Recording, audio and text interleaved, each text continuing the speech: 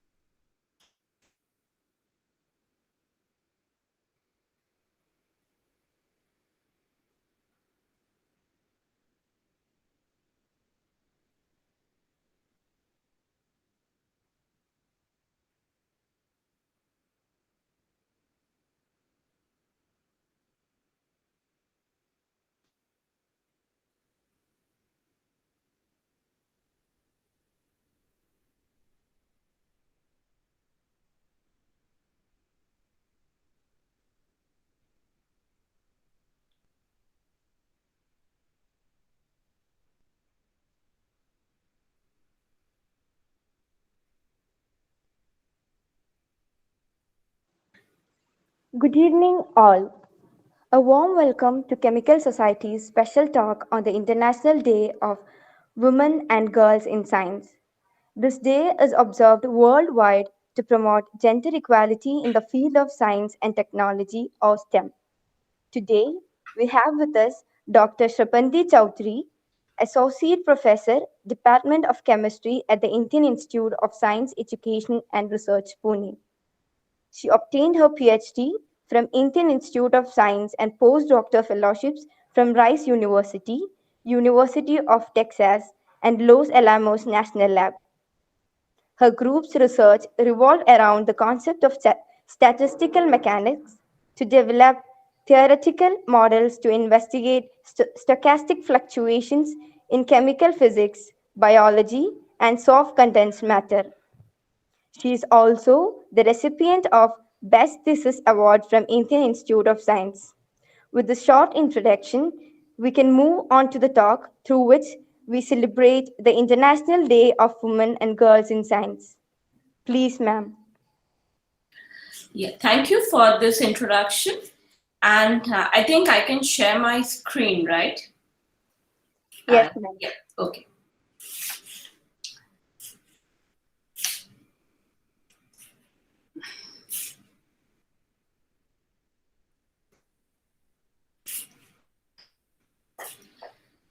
Okay, thank you for this introduction.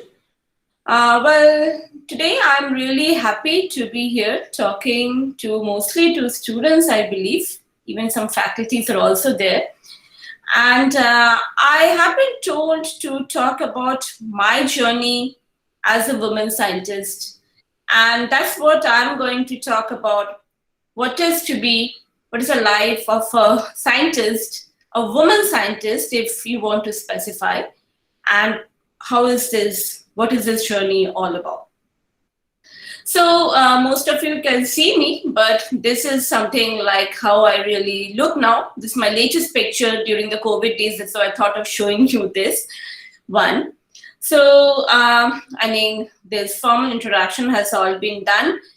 And basically to tell you a little more that we are a group specializing in physical chemistry, rather theoretical chemistry at IISER Pune.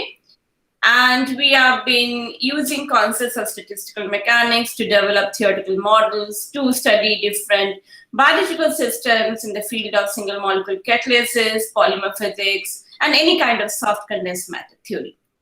But today, I'm not here.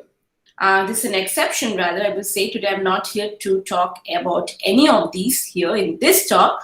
And that is essentially why when I was asked to give an abstract for this talk, I thought, I just want to keep it very informal because I just want everybody to just listen to me in a very informal mode because I know it's almost at the end of the day, 7 p.m. in the evening.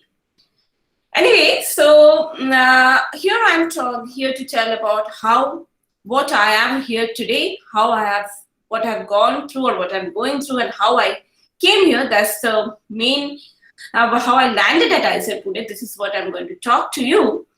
But why is it so important to talk about my journey? Why is it so important to discuss about a woman's journey, especially a woman's journey in science? Okay. Well, let me give a context of a bigger picture. Well, let me talk about first a little, like before I go into my journey, let me talk about some issues or something that currently we are really worried. So let me talk about first the biggest award in science, all over the world, the Nobel Prize. This is statistics that I got where which says the gender gap that is observed even among Nobel Prize winners. This is across the different disciplines in which Nobel Prize is given. And what you can see is that the number of female versus the number of male, the ratio is very skewed. It's a very significantly skewed ratio. And though, I'm not showing you any year-wise data, and I'm sure things have improved in the from 1901 to 2020, the number has increased. But if you look into the overall picture, it doesn't make a big difference because as you can see, the number is very low when I compare to the whole full Nobel Prize population. But again, Nobel is something that is at the top of the world. All of us are not doing or pursuing science because we are aiming for a Nobel Prize. Like me, many of you are doing science because we love science, we are passionate about science. And so let us talk about a little about, in general, where does this all start from? So this is a survey by RSC that was done in 2018, which shows the undergraduate students, undergraduate students, what is the percentage of girls? It is almost close to a 50-50 ratio, which looks good. Then when you move to PhD students, it goes down to 60-40, still not bad. At higher level, 70-30, little kind of worrying. And the most worrisome is when you move to professorship positions or job positions, academic research job positions, where the ratio is really something that percent is so low that we need to think about. So we can say that in academia, there is a trend. This shows that there is a trend for women to leave academia after graduate or postdoctoral training. Now, I also got something which is really somehow a little different, like how is the thing different in chemistry and in physics? Okay. What I see is that if you look here, the black line represents for chemistry and this one, the pink one, the purple one represents physics. The number of students who take up chemistry during the undergrad days is quite high. But when it comes to getting into a professorship position, the number becomes quite low. There's a huge drop. Whereas in physics, they start off with a lower number and they continue with this. It's not a very significant drop. So we see that this is a very significant and serious issue for chemistry, especially. Well, sorry, I think, yeah. So now, even after we get into a job, in this kind of positions, there has been also a trend about what's going on in terms of papers, research papers, publications, and something which is an integral part of a scientist's life, So there there's a trend that male authors are found to receive more citations than female authors.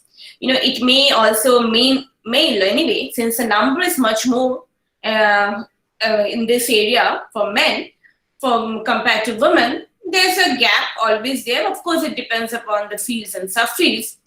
And it is seen that women are actually less likely to participate in collaboration, that lead to publication.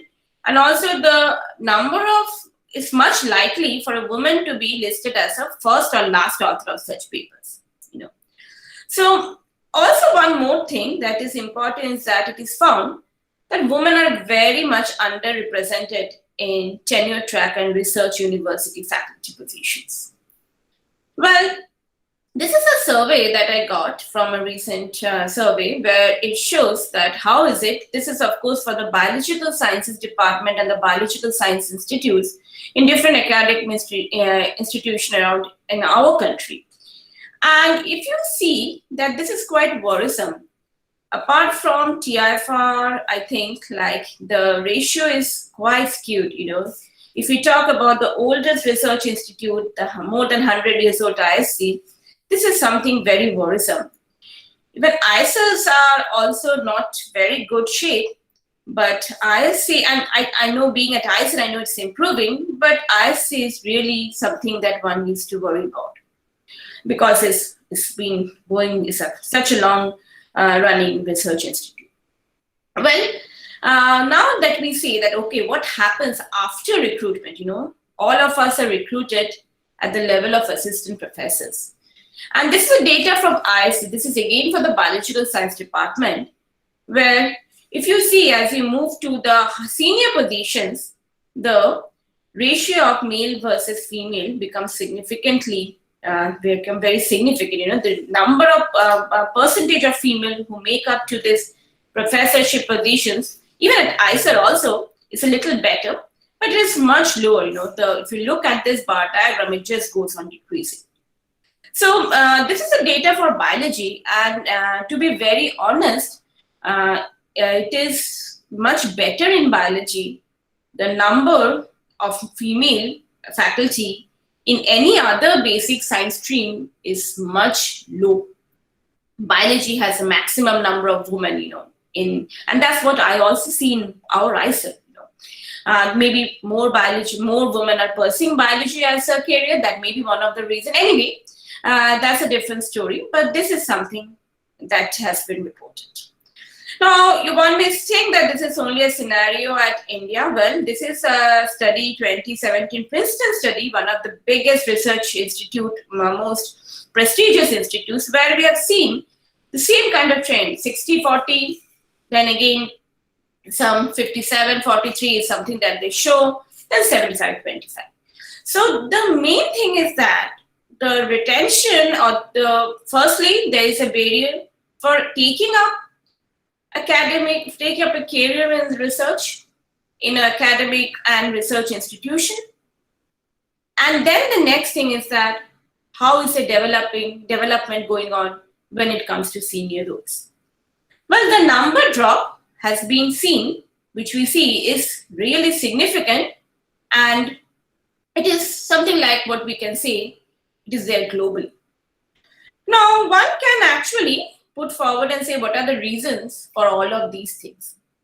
Well, some may say that in the Indian society, there may be that parents are not allowing or encouraging their daughters to take up a science-oriented career program.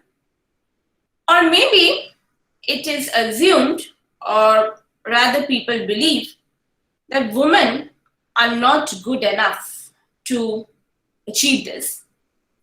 Some may think, okay, women are not ambitious or less ambitious than men to go along for such a long time, you know, and achieve this. Also, do women prefer teaching positions much more than taking positions where research is a priority? The other thing which is not much in the hands of women, the next point is whether they encounter gatekeepers, I would say, who are during the selection processes, is it a scenario where these male faculties or male applications from men are considered to be more suitable for taking up the research positions, and it is assumed that there is a kind of women are more fit for teaching positions, or whether all of these act together. Well, if you ask me, you know, my perspective about what is the reason for this number drop off, one important thing that I can think of which is very relevant, especially in the Indian society, is caregiving. You know, women are kind of assumed to be the caregivers, taking care of kids, taking care of elderly people at home, taking care of the whole household. What is what is being cooked for lunch, dinner, and then planning for the next day morning. Everything, all of these are somehow expected only from a woman. Now, if you talk about working in scientific research labs, there are a lot of kind of things which are not same in other professions. For example, one has to spend long hours in the lab, and that may take out some time from family. Okay, this is a serious issue, and in especially most of us are working in wet labs. Well, I'm a theoretician, but people in wet labs actually really spend a lot of time in this in the labs themselves physically. It's not a 9 to 5 job, right? Well, I'm happy with that. I'll tell you later why.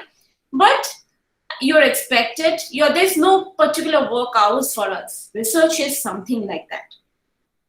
Now, this is something like a serious issue, and when you take up teaching positions, I have very much respect for teachers, I'll tell. I don't take me otherwise. But taking up a teaching position, maybe in a college or a school or somewhere, actually is kind of fixing your time, your time you spend there and the time you have at home. Well, I'm not sure whether women prefer over it or they are made to make this as a choice that, okay, they're made to realize that, okay, this will give you time for your family. Well, it's very sad. Well, I believe that caregiving is not a woman's thing. But unfortunately, I've been asking this question to myself all through these years. Why are women expected to be contributed more here? This is true for any full-time couple, but though they both are going for work, both have work hours in any field, but there is always something expected much more than a woman than the man of the house. There's something called the man of the house. But then these are some of the things that come up, and then how do we get over it? All of you, I expect, in undergrad days or during your PhD studies, you really are not in a position, or you are really not going through that stage where you have to take up this caregiving. The main reason can be that most of us are still single. We are not yet getting into a married life. It's just a generalized thing, of course. But once you get into your postdoc position and then move forward for a job position in research, you are entering all these different phases of life, getting married, starting a family. All of these come one after the other. And then caregiving becomes a very essential part in your life. And one actually needs to know how to then integrate career and family. So, in your lab, in your research, you are finding out, if you're a theoretician, you're looking for different models to make your research problem work. If you're experiment, you're doing different experiments and analyzing the data to find, in all of these, we are actually looking an answer for some unsolved problem. And to tell you the truth, frankly, integrating career and family is one such problem that we need to find out methods and figure out how we can do it. Each one of us around me, I know many women who are doing it. Everybody is doing it in a different way, depending upon their circumstantial situation. But I would like to say how I am doing it, or I entered into this phase of life. So to go into, first, before telling that what life is as a woman researcher, let me say where I started with my journey. I am from a quite modern place, Durgapur, which is at West Bengal. I studied in a very well established school there. And in those days, in that time, it was mostly expected to take up engineering and medical sciences as your career. I belong to that city which had the only engineering college or the regional engineering college for our state, which is now called the NIT Durgapur. And there was a huge trend of people going for engineering. Well, I will not say that I did not aspire for it. Of course, I was also in that league, in that race. I made it, but then somehow I did not opt for it. I got a engineering position. I mean, I managed to get a position in engineering, but I did not take it. I went for basic sciences. And my inclination towards taking up chemistry, I would say my greatest inspiration is my father, who himself is a chemist. And of course, he's not into any kind of academic research or something. He used to work in industrial research. But he's the one who actually inspired me or kind of made me feel that, okay, this is something that I want to look into. And I went into it. And to tell you very true, in that place, I had minimum exposure. My only aim, like many other students in my class, was to get good marks. Getting a first division was really difficult. I mean, it's still difficult at West Bengal now in BSc. And then after that, I was looking for what to do in an MSc. And only thing that happened to me during this time is that I developed an inclination towards physical chemistry since I loved maths. And if I wouldn't have taken up chemistry, I wouldn't have taken up maths. That's what I aimed for. And from there, I moved to Burdwan University to do my MSc. And there actually certain things changed, which changed everything in my life, in my whether I would say that in my professional life rather. In my interest rather, I should say, I had very good teachers, very good professors. It's a small place, but it was very known for physical chemistry, still known. We still have faculties at IISER Pune who are from the same department. And it happened that these people, these professors, were not only teaching me chemistry, they also made me feel that, okay, you should go for research. I will be ever grateful to these people who really actually showed me the way towards research and made me dream about going into it, made me believe that, okay, this is what you should look at. And from there, I had a physical chemistry training. I wanted to pursue the theoretical chemistry. And in those days, in that time, IIT Kanpur and IISc were well-known for chemistry, especially physical chemistry. I got an option to do a PhD at both places, but IISc had a different kind of legacy. So I went there.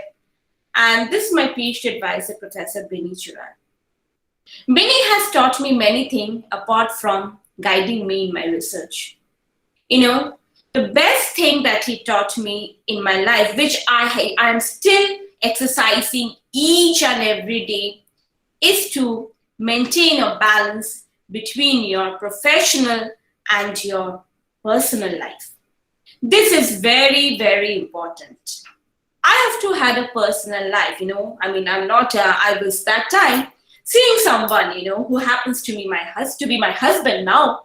We were in a long distance relationship. I had a time to chat with him each and every day. I have a designated time, but at the same time, I had a designated period for working in that lab, All of these were kind of quite synchronized. I can see Swati in the audience, and she knows much of it because she was just my next door person when I was working with Bini. Everything was kind of very much maintained. This is something I have learned from him. And then when I was almost about to finish my PhD, I came I was facing that situation that with many of my students out here, I mean, our students face with is the wedding bells are ringing. So, of course, it was my decision, our decision to get married.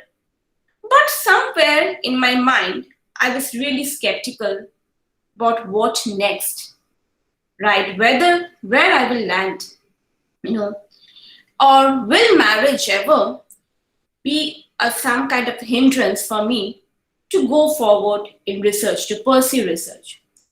Well, I had that time full support from my family, my husband, and my professor, Vinny, who kind of helped me and guided me in the correct direction. And that's where I made up my mind, okay, I will go for a postdoc. And of course, I was always intending to go for, but I was not sure what the scenario will be. And then I moved to my first postdoc at Rice University, Houston. Well, this was a different phase of life for me. Though I was married for one year, but I never knew what a married life was, whether it is different from staying at the hostel. But then I moved into a house where I was a new postdoc there, lot of work pressure, taking care of the house, everything came on. Initially, I was liking it. Somewhere then I felt that, okay, this is an extra thing. When you have to come back from work, though we are telling we don't like hostel food, but when you come back from work after a tiring day, cooking is something which makes you feel hostel days were so good, to be very frank. But then I had a wonderful partner who helped me. We shared responsibilities and things moved in the correct direction. And after completing my time at Rice, well, my husband was a PhD student that time. I graduated a little earlier than him. And I moved to UT Austin for a second postdoc, where I was back to staying alone there and pursuing research. Well, Houston, Austin was not a problem. It was in a commuting distance. But very soon, my husband moved to Los Alamos National Lab for a postdoc. And then I had to take a call. Nobody forced me, but I had to take a call. Okay, whether I should leave UT and move to Los Alamos and look for a position there, or rather I would continue at UT Austin because I loved the place and I loved the research that I was doing there, and look for a position. Well, we took the second option. I was at UT for some time, for a year or so, and then I moved to Los Alamos, and then we were again in the same room, same place. But there is always something going on in your life. 3 years have passed on, since I moved to US, and by that time, we were feeling that it's time for us to go to the next stage of life, which is being parents. I was very lucky that I had no family pressures. I know people have it. I have spoken to students, they have it, it's very natural. But I was very lucky, in all this aspect. And finally, I was pregnant with my child. And we were entering into a new phase of life, especially I really did not know how life is going to change for me after being a mother. I remember that winter before my son was born. He was born on 9th February 2012. So he had his birthday. He had his 9th birthday just 2 days ago. And so I was spending the whole winter, rather we were spending the whole winter vacation applying for jobs, faculty positions at India. By that time, we were quite sure that we will be coming back to India. And we had started, and I was always in a hurry because I was not sure how my life is going to change in the next 2 months or so. We did all of it. I had my kid, and believe me, things changed for me. Things changed for me in many different ways. I was going through a tough phase of life, I was feeling that, okay, is it an end to my career? Will I be able to concentrate in my research or in my work as I was doing earlier. One point when I felt that I will tell you a story, it's nothing relevant, but I worked till the last day, till the day my baby was delivered, I was in the lab. I never took one day of leave before I was going to the hospital. But I had a very nice postdoc advisor who told me, okay, this is the time you take off for some time and concentrate on your personal life. I did it, but still I was not happy because, as my husband says always, I cannot stay without working. Okay, so somehow I felt that I had this feeling that when will I be able to get back to my normal schedule? And then I had also this feeling that if I go back to my normal schedule, am I going to do any injustice to the kid? Will I be able to give enough time to my kid? So these were going on in my mind, and somehow I kind of feel now that I became very insecure and things were not okay with me. Somehow I started working from home, but it was a tough phase of life where we were handling it ourselves with no help from anywhere. I was still waiting for my kid to get a spot in the daycare. Los Alamos is a very small place. Only one daycare runs in the whole city and it is extremely crowded. I was still in the waiting list in the daycare. This was the time when my husband came forward and told me to go back to work, and we used to take turns where he was taking care for a 1 month, 2 months-year-old baby at home for some time while I was getting back to work. Within a few weeks, we finally secured a position at the daycare, and I was not at all hesitant to send my kid in the daycare. I was very happy because my kid was happy there. But my life changed, it became crazy rather. We woke up in the morning, we dropped the kid to the daycare. I had specific timings of working, but anyway, nobody questioned my work hours. I used to come back home, take care of the kid, wait for the kid to sleep, and work somewhere. Then there were sleepless nights because I was dealing with the infant that time. And even if we did not have sleep, the last night we were again back to work the next morning at the lab.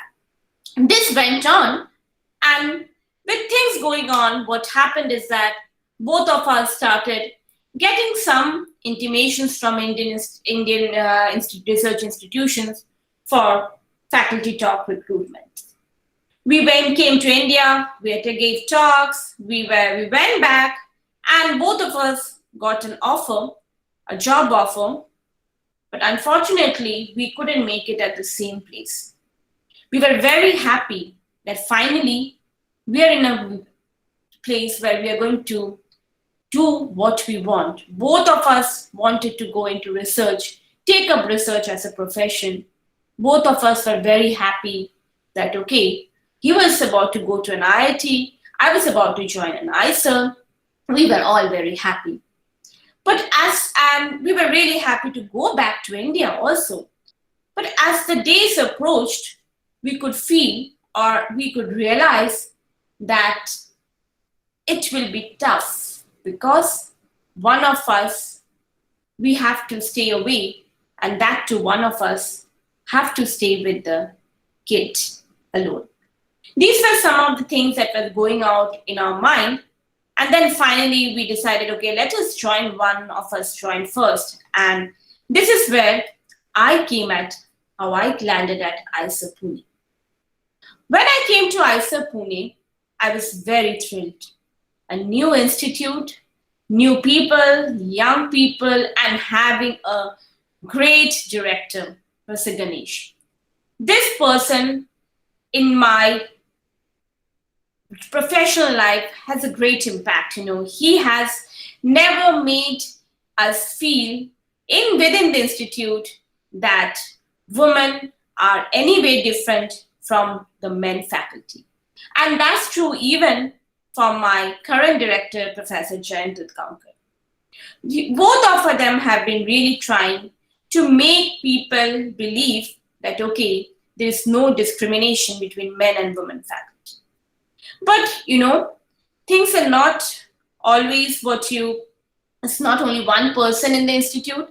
I joined the institute, and as I told you, that it is expected, all of you are very skeptical students, that okay, what normally happens, if both people are getting a job at two different places. I think that the most common answer I have heard from women is that the woman makes a compromise and moves to a different place in order to join the man. Well, because why? Because again, caregiving is something which is expected mostly from the woman in our Indian society. It may not be true abroad, but this is true in our Indian society. People really find hard to believe and absorb the other way around. I also kind of was not sure what's going to happening to me or us, but it will be really very, I don't know proper words, but it's really something like this whole perspective that caregiving is not only a woman's thing. This whole thing was changed in my life because my husband finally did not take up the job, his permanent job. He left his permanent job and took up something at Pune to help me pursue my dreams. Well, I'm very lucky. I know all of people are not very lucky, but he never stopped me to be ambitious. Okay. But then there are other things coming in. Managing with a 1-year-old kid in the department is not very easy. There have been times, where that time there were very few women faculty. There was only one when I joined. She was also one who was struggling she was also a single parent out there and struggling to balance between career and family. When I joined, I was the other one. I put my kid in the daycare, and somehow I felt that my way of working was very different from others. If something made me feel initially on the initial days, okay, I'm the only woman in science here. But I'll give you some, I had seen many kind of questions, many questions raised. I had first thing is that I had very rigid work hours. My kids' daycare was closing at 6:30. I had to leave the lab by 6:20. I sometimes felt, okay, am I working less? I was feeling guilty. My other colleagues are working till 7:38 in the evening and I'm going back so early. I have heard from colleagues telling me, are you done? So you're done for the day. Well, I could not answer. I just told yes. But I knew what was there. If I was not done for the day, I was going to take up something else for the rest part of the day and then again get back to work at night, but not in the way as most of them were doing. I just could not answer people that, okay, you guys are not done for the day because you have what I'm going to do at home now. You have someone at home who is doing this, and you should really appreciate and respect that. But then I felt that there was too many answers that I had to give, and let me just not do any of these, rather ignore all of it, make my timings fixed, and I then went back to what Vinny has always taught me, that keep your professional life away from your personal life and try to balance them both. That's what I started practicing. I don't remember I had given any excuse to the institute in the last 8 years telling I cannot do this because I have to take care of my kid. Never, ever. Because I never allowed the institute to ask me a question regarding this. Because I think the only thing is that I had segregated both of these. I have separated my professional and personal life. We had tough days, but then we managed. And it's not me, I think my husband has also done it, He has been a wonderful partner. There have been days where I have traveled, not only within the country, I have traveled abroad for work, for research, and he has opted rather to take the responsibility and tell me, okay, you go, I'm there. He has given me this assurance. That's way I'm very, very lucky to have him.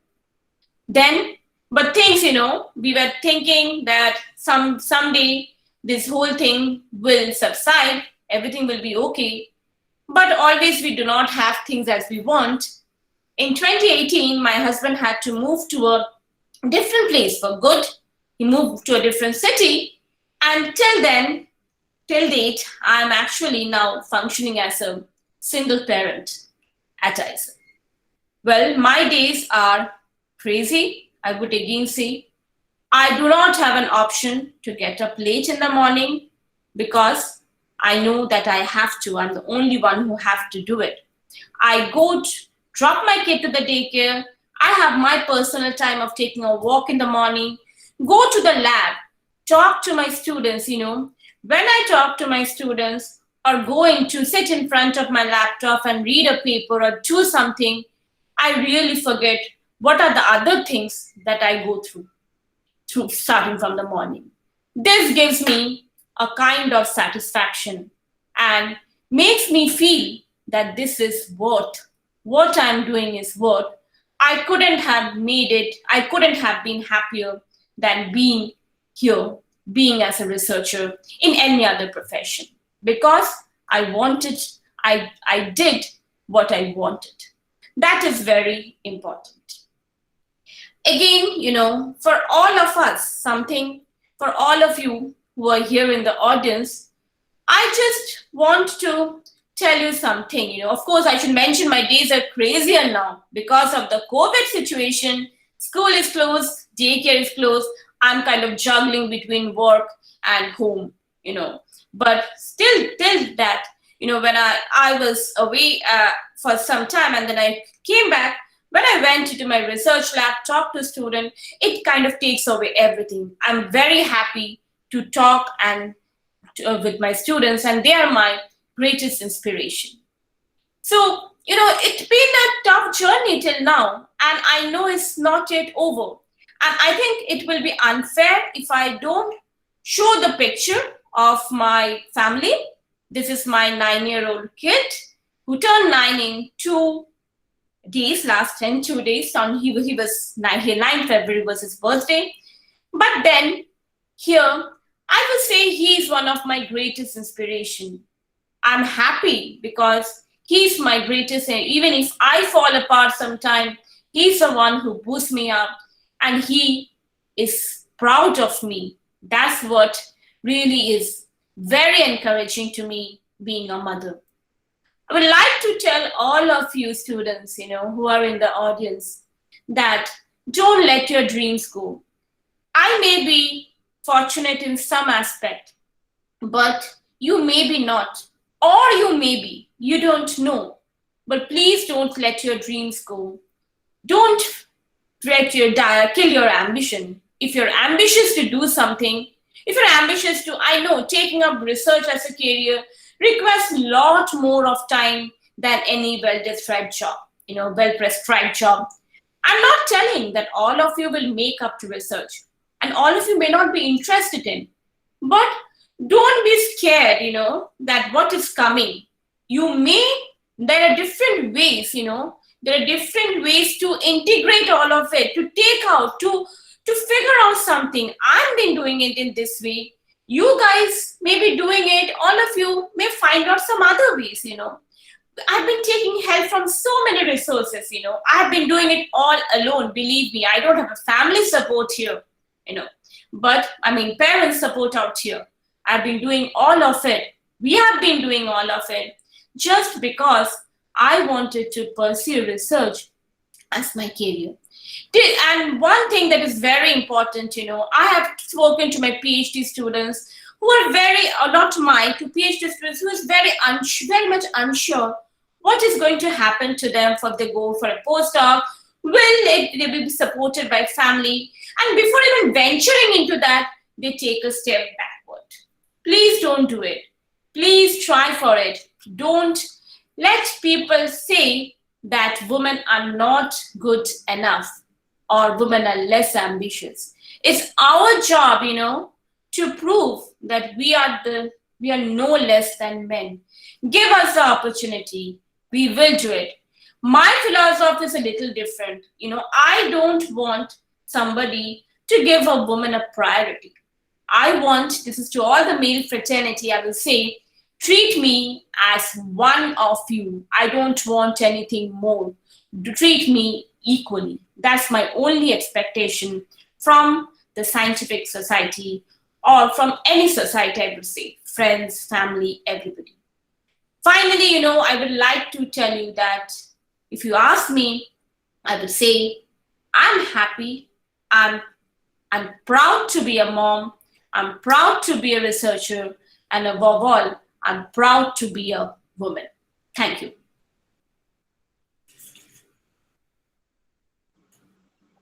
Thank you, ma'am, for such a wonderful talk. Does anyone has any questions left, ma'am? Thank you, ma'am.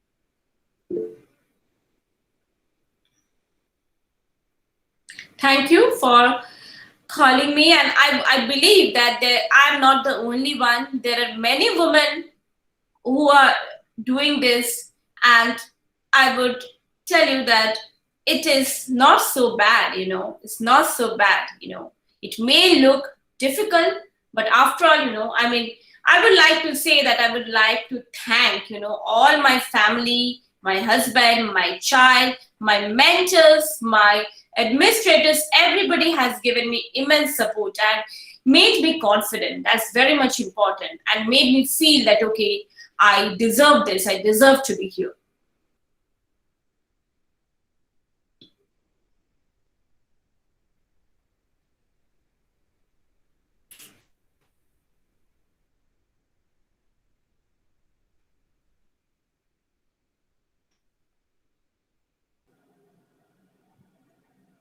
Well, I'm receiving many thank you messages on the chat box, but the best way of thanking me is just the way that I told you that please don't give up, don't give up. And to all the men who are here, please support women, please support women to do so. They are no less than you. If you give them an opportunity, if you just give them a little kind of assistance, they are all there and they're at par with you. The past moment will truly inspire all the budding scientists to pursue their goals and maintain the balance of the scientific society without any gender barriers. On behalf of the Chemical Society of IISER Thiruvananthapuram, I would like to thank the participants and the entire IISER TVM fraternity. And once again, thank you so much, ma'am.